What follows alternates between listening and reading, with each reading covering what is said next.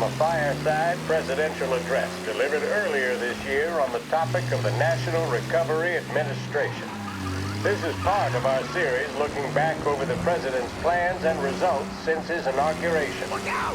While we are making this great common effort, there should be no discord and no dispute.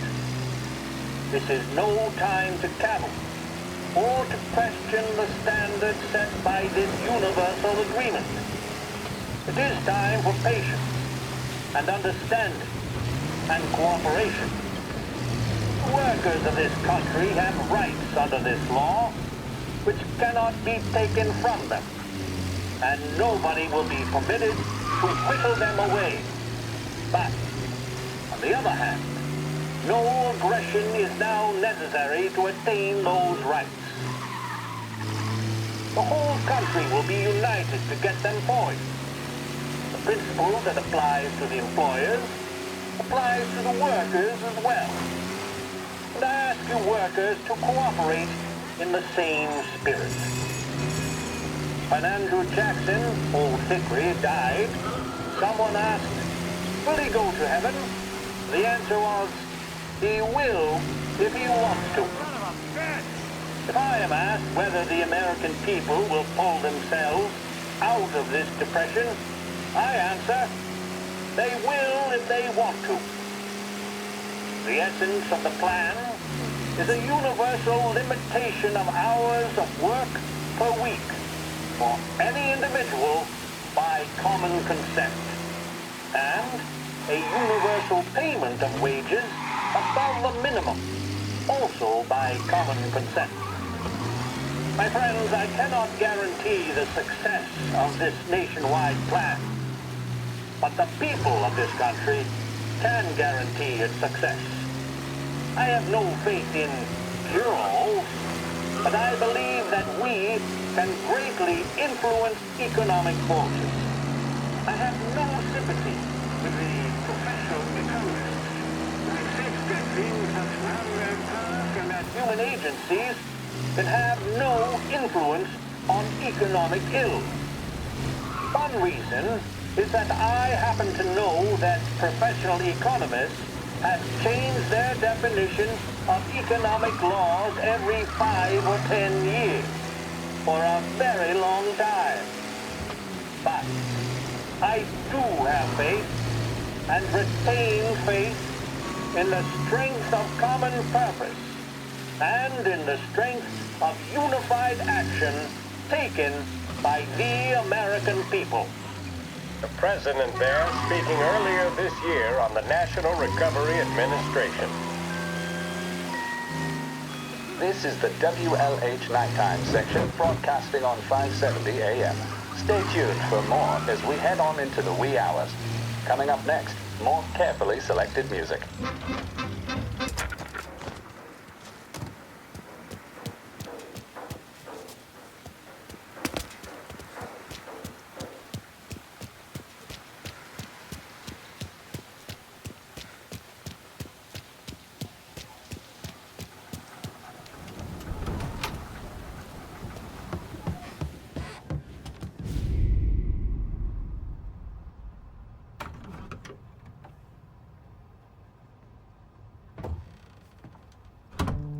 You're late. Dinner's cold.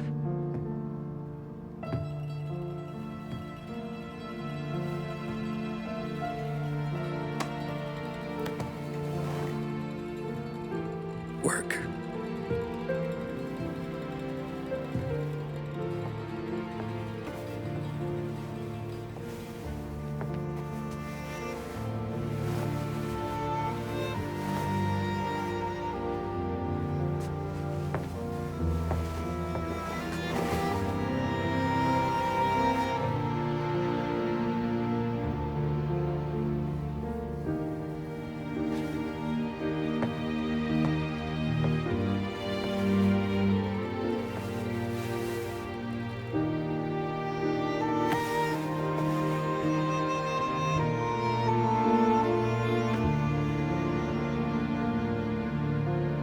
Marry me. Okay.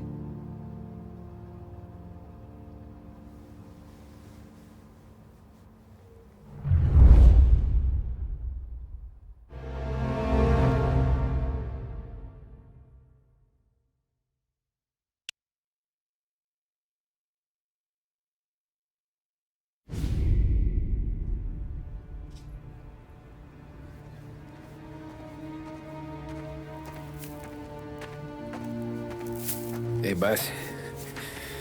I came as soon as I got your message. Sit down, Tom.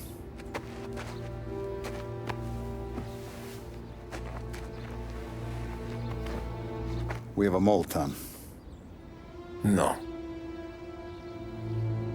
Oh. I was up all night driving myself nuts trying to figure it out. I started thinking maybe it's one of our guys. We aren't paying his fair share. Someone with a light wallet. Maybe looking to Morello for a new suit. Frank wasn't around, so I went to the safe to get the account books. To see who's getting cents on the dollar he's earned. What do you know? The books are gone, Tom. Frank. More than 50 years I've known him. Everything I have, I got with Frank.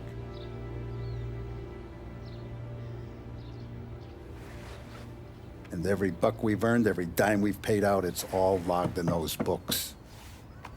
Frank hands those over to the feds, we're finished. Frank respects one person in this whole town, and that's you. This has got to be some kind of misunderstanding. I've been calling him all day. I went by his place. He's gone. His wife and kid are gone. But why? I don't know. I'm sure he has his reasons. Maybe he's still smarting over the dog. The one you tried to drown? Yeah. Same one I shot after he wouldn't let me sink her. I was a stupid kid, Tommy. But grudge or no grudge, we gotta get those books back. Shake down all our stories. See who knows what. When you catch up to Frank, you get those books. And if he doesn't have them on him, you make him tell you where to find them. After that, you do what we gotta do.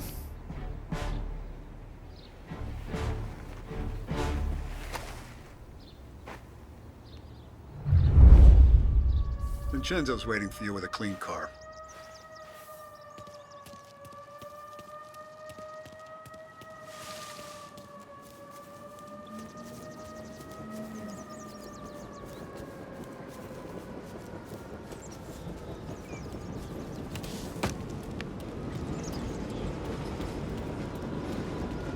Tough day today, Tom.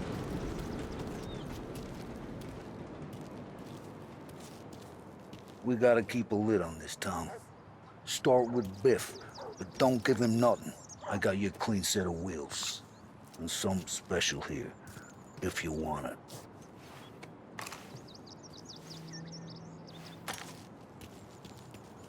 When Frank sees a La Parra, he'll know. The old ways work. Whatever it takes, Tom.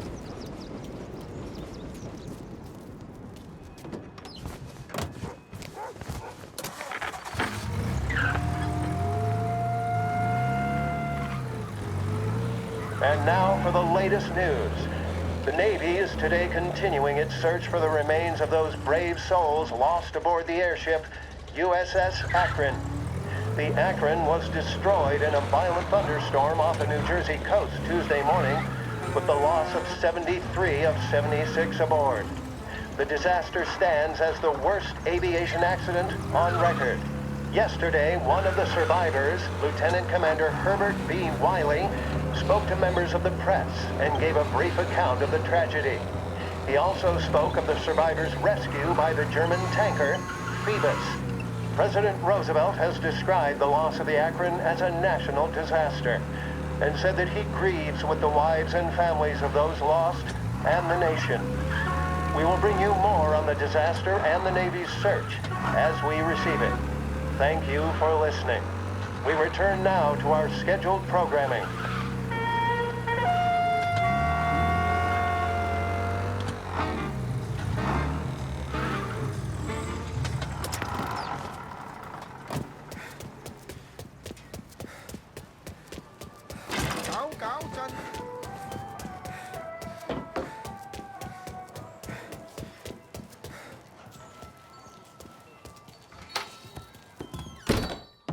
Tommy, what's the rumpus?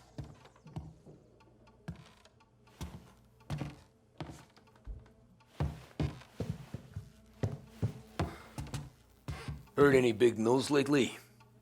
Something that Don might want to know. It depends. What's it worth to you? $20. How about 40? All right, spill. The FBI's in town. They're getting something from Morello, but I don't know what.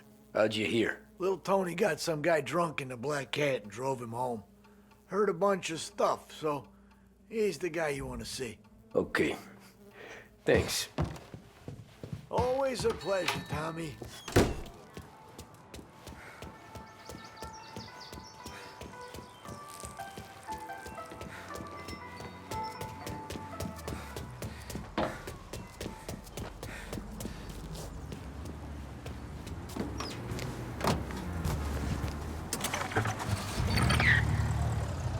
Welcome to a WLH Sports Report. There's a sense of anticipation as we await the start of the big game. Our very own Lost Heaven Lancers are out on the road, deep in enemy territory as they take on bitter rivals, the Empire Bay Cannons. This year's Gold Series is shaping up to be one of the best on record, with both teams matching one another blow for blow. Despite the Cannons' home field advantage and an early lead in the series, the Lancers have bounced back and have really taken their rivals to task. Many of the plaudits and column inches have been dedicated to one man. Lancers pitcher Bunny Smith is one of this year's standout performers. And with this series tied at 3-3, he may well be the key man that brings the Wistman Trophy back to Lost Heaven.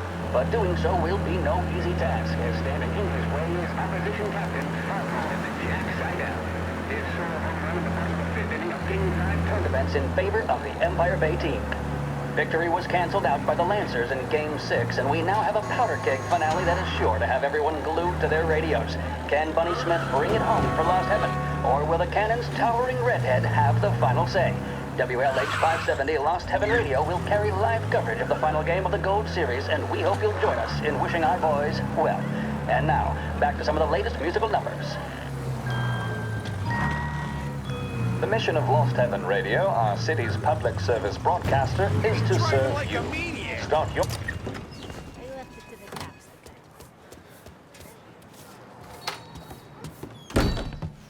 Everything okay? Oh. Nah, it's not. What's this about the guy you drove home who's with the feds? He came in for a drink, which turned into 10. He's hired muscle for some kind of safe house. Where? Oak Hill, corner of Pine. He gave me $10 to drive him back and keep my mouth shut. Let on that Councilor Gilatti's brokered some kind of deal between Morello and the FBI.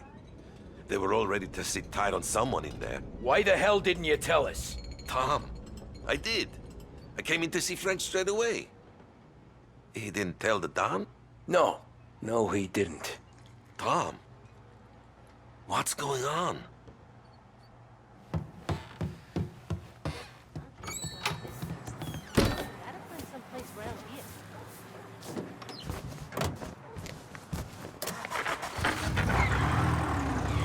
We return now to the coverage of Game 7 of the Gold Series. And by the looks of it, ladies and gentlemen, we'll be underway any minute now. The crowd here in the Armory are restless.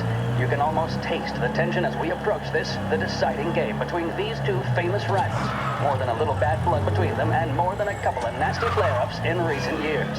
Of course, this occasion, more than any other, could prove feisty, what with the drama that closed out the previous game. That, of course, saw the Lancers win to tie the series, and it's not often Empire Bay and Lost Heaven can boast the game's best current hitter and pitcher, respectively. I refer, of course, to Foghorn Seidel, a man mountain with a shock of red hair, and Lancers star Bunny Smith. Speaking of Smith, he is jogging, I suppose you'd say, between his teammates, issuing last-minute orders. They seem responsive to whatever he's saying. He commands respect from his team, that is for sure. By goodness, there must be some nerves among some of the younger Lancers, Helms, Graveson, and Nicholson. Smith seemed to have pepped them up. That's good to see. That's what a good captain does. The Cannons lineup is meandering over to the home team dugout. The Lancers are slowly taking up their position, so we can't be too far away from the opening pitch here at the Armory, the home of the Empire Bay Cannons. Stay with us for more.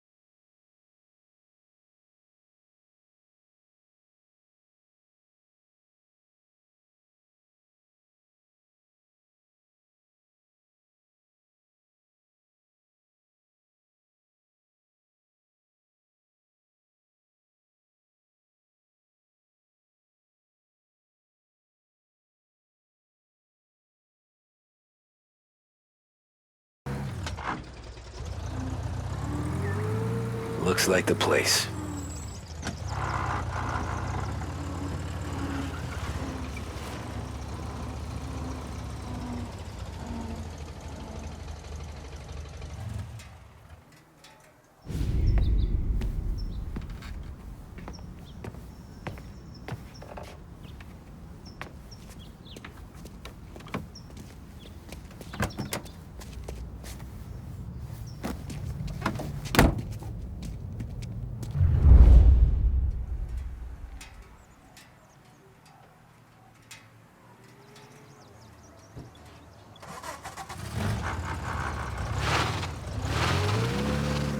Take me to those account books, Frank.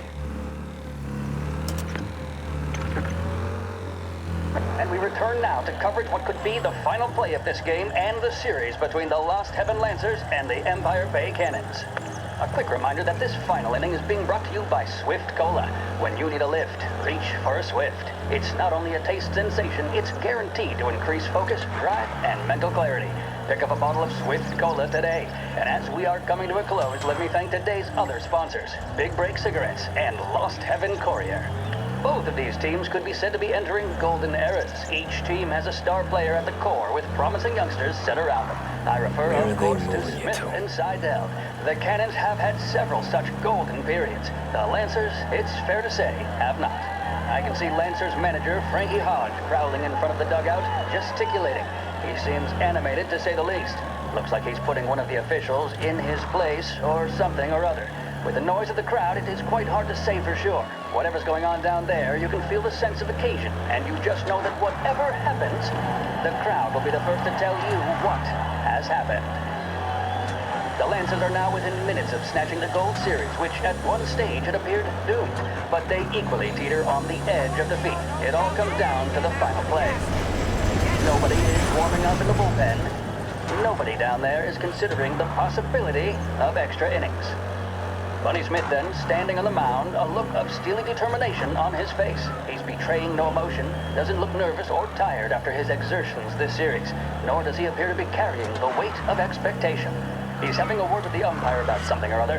Gotta be some kind of meat happening. 6'2", 195 pounds. If the Lancers are to win here today, he's going to write himself into the record books. And boy, oh boy, what that would mean to the people of Lost Heaven after such a long time without glory on the diamond. All right, they've sorted out whatever was going on. Here we go then.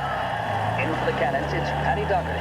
Smith is pitching the game of his life, but Doherty's a big man. If he can catch one, it could run, and with bases loaded, the Cannons would have it.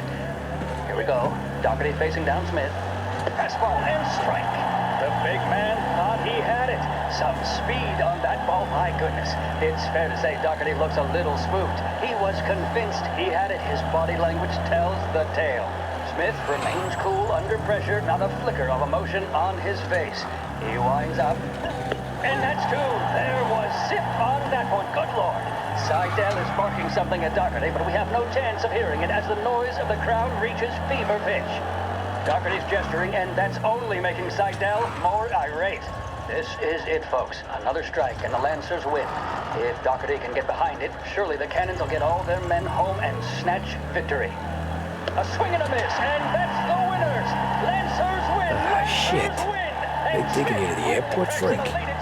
He's thrown his cap in the air, as have his teammates. Lancers win the 1933 Gold Series!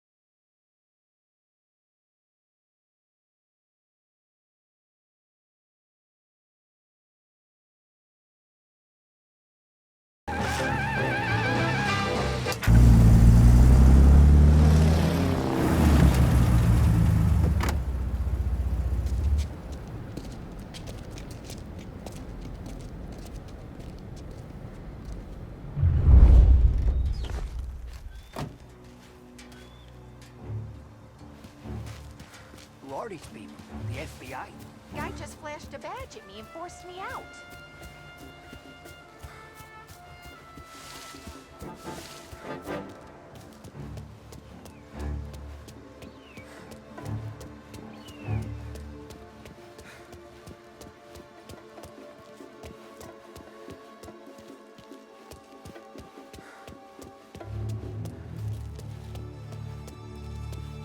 Anyone know what's going on? They're with the FBI. It's some sort of handover. Someone's being flown out. Well, they're handing him over to who? Those men with the plane looked like gangsters. How long till they're done? I'm due to fly. As soon as they fly their prisoner out, I guess. I don't know, a lot of these men don't look like cops. What's your problem?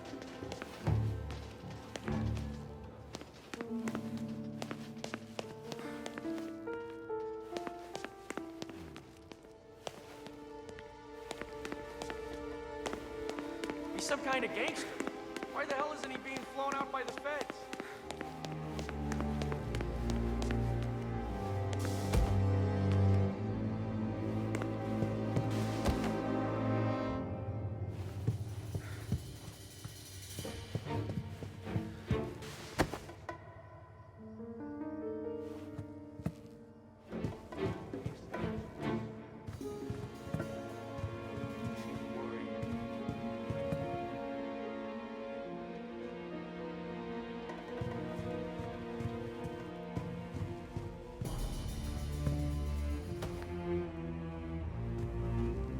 He's some kind of gang. Kept the lid on this so far.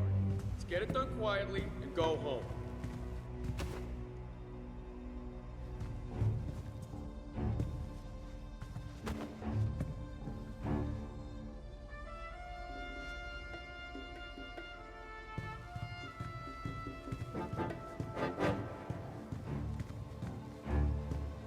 Chief said we should go steady on here.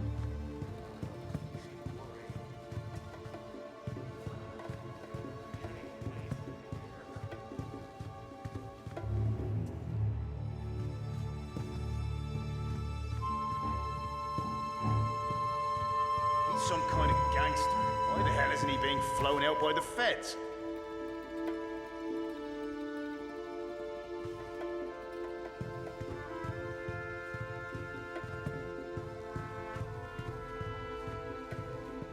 The plane they're gonna use.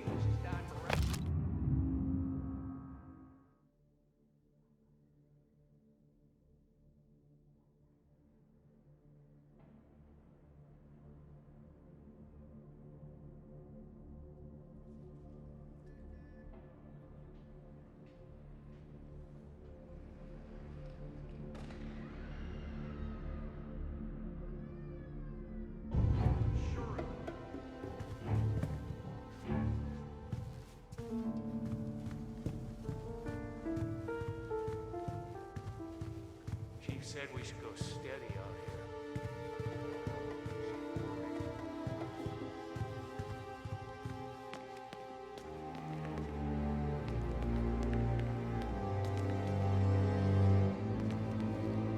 He told me nothing.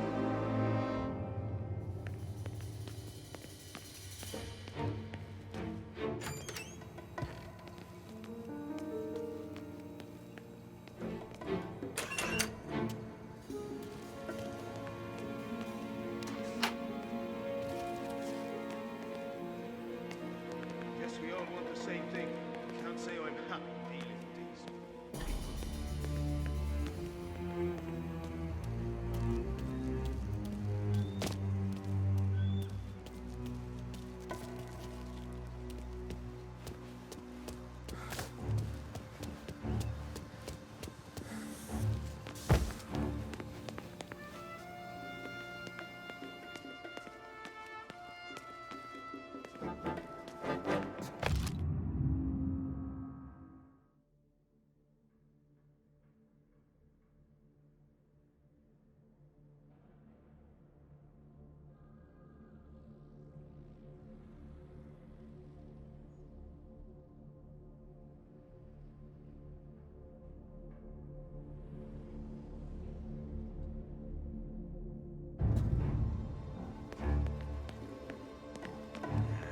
plane they're gonna use is Don Morello's. I'm sure of it.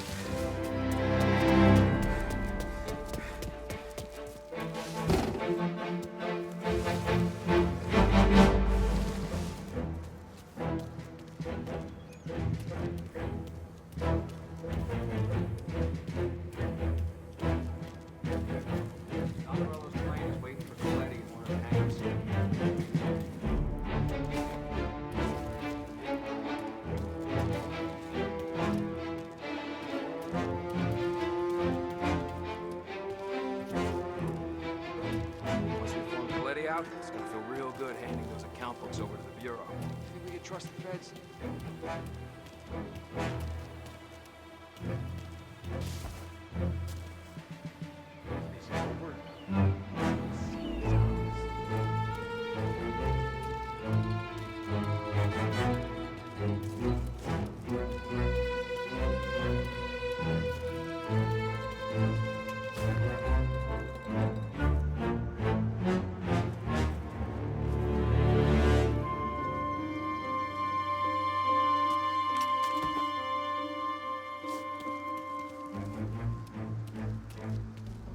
Don Morello's plane is waiting for Coletti in one of the hangars.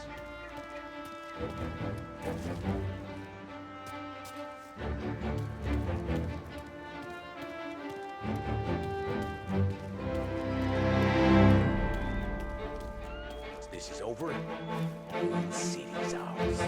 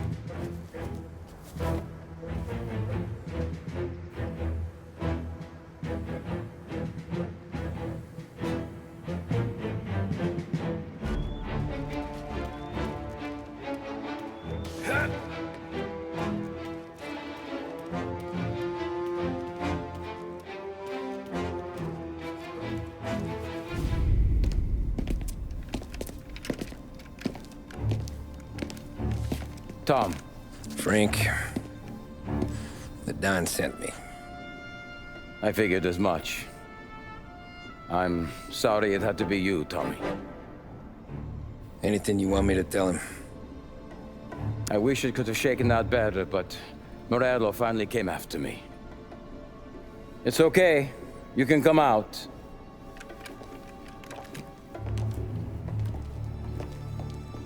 Morello offered me a simple trade. The Don's account books for our lives, and tickets out of this town. You hand the books over yet? I'm not so stupid, Don. They're safe. Morello was waiting for this. It's a key to a box in the Grand Imperial Bank downtown. I told Morello I'd hand it over after the plane was fueled and ready to go. His men were meant to fetch it before we left. I took care of them. Told them to get on a plane. Go on, March. Alice, get aboard. Frank, you're coming with us. Not right now, honey. Just get buckled in. Tommy and I, we have some serious business to discuss. But Frank... Get on the plane, March! For Alice. For me. Get on the goddamn plane, please.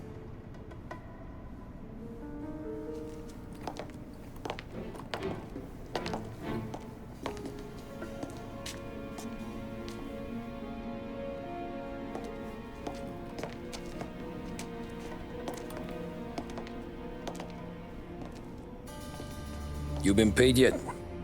Yeah.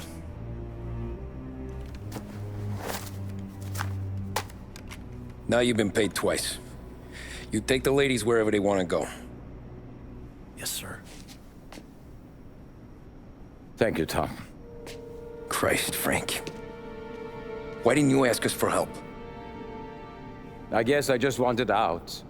One way or the other. I'm tired, Tommy.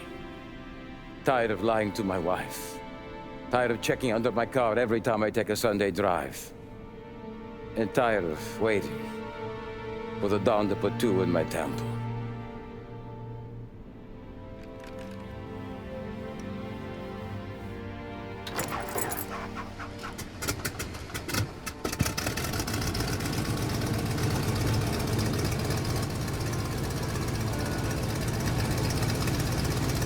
God damn you, Frank.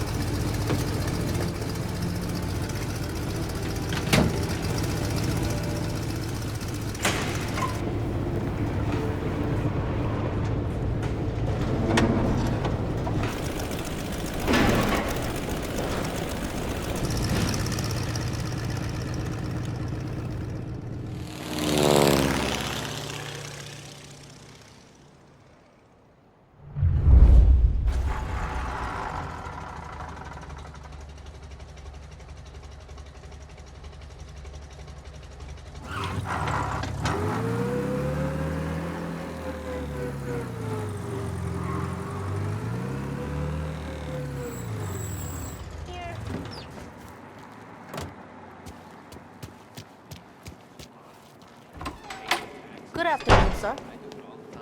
Where's the safety deposit boxes? With my colleague downstairs, sir. Thanks.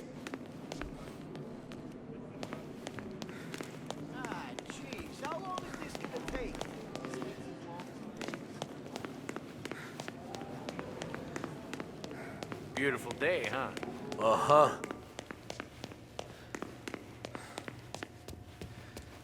Keeping out of trouble, I hope. I need to access the deposit boxes for Frank Coletti. Ah, yes, Mr. Angelo? Yeah. Mr. Coletti said it might be you who came, and to provide access. Please, follow me.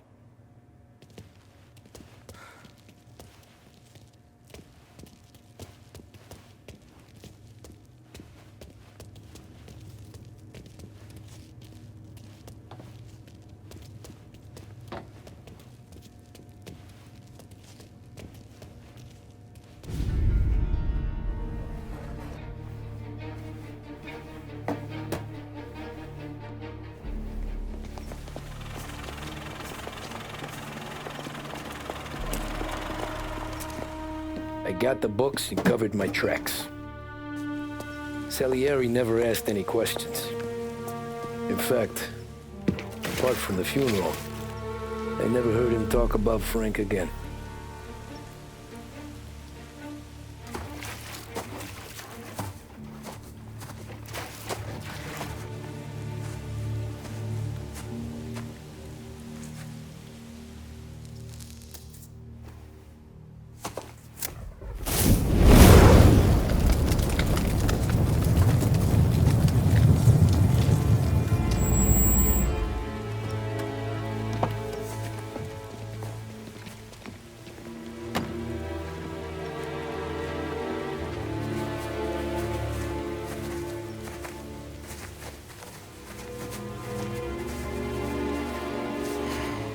You're making my boys twitchy, Marcoux. Sergio and I just came by to pay respects, that's all. Known Frank a long time. Almost as long as you. He's a good man. Smart. Loyal. Loyal to his wife. His kid above all else. There must be some kind of honor in that in you. Maybe. But I'm still looking at this headstone with his little girl's name on it. It's a hell of a thing.